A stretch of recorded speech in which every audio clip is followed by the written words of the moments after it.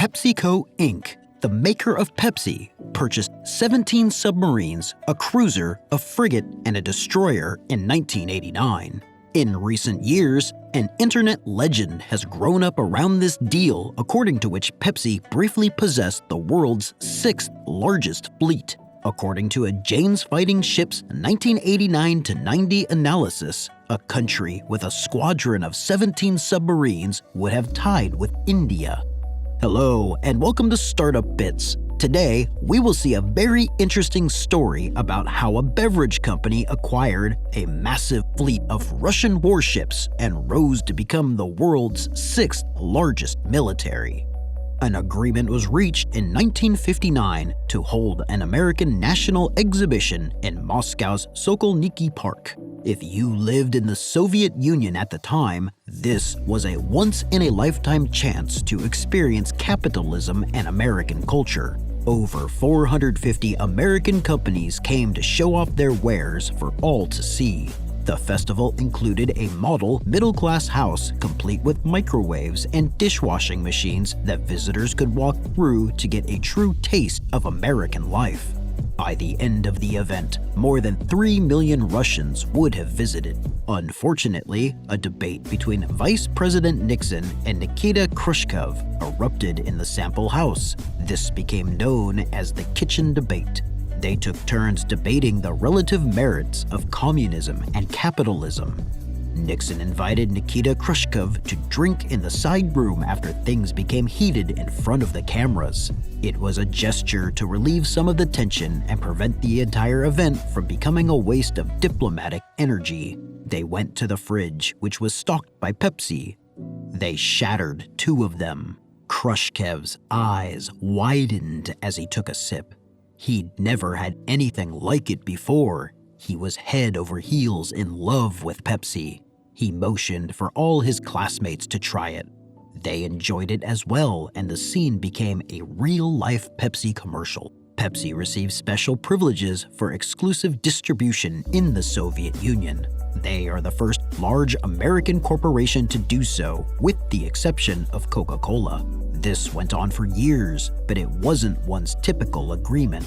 Pepsi had to first negotiate and sell directly to the Soviet government, which then resold Pepsi to their people. Second, they had to barter because the ruble was effectively useless for international trade.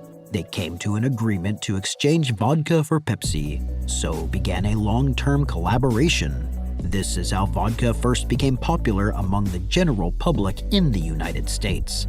The Soviet Union then experienced economic problems in the 1980s, which contributed to the USSR's epic collapse in 1991. During that crisis, they were unable to supply the vodka required for adequate Pepsi distribution. This was a problem because Russians loved Pepsi by this point. Every year, they consumed billions of cans. As a result, military vehicles were proposed as an alternative payment method. They traded several battleships in the first year. They traded $3 billion in Navy ships in the second year, including 17 submarines, a battleship, a cruiser, and a destroyer. Pepsi was also permitted to construct 3 new manufacturing plants in the Soviet Union. Unfortunately, this was a case of Instagram versus reality for Pepsi. PepsiCo acquired small, old, obsolete, and unseaworthy vessels. The Pepsi Navy had no more military power than a rusted Model T could have had as a Formula One contender. Furthermore, the ships were immediately turned over to a Norwegian shipyard for scrapping. PepsiCo was a middleman rather than a maritime power. They had the 6th largest naval fleet by total unit count at the time. The fleet wasn't exactly battle-ready, though some of their equipment was. Pepsi had calculated the scrap metal value and factored it into their deal, despite the fact that many people believed the ships were worth far more than $3 billion.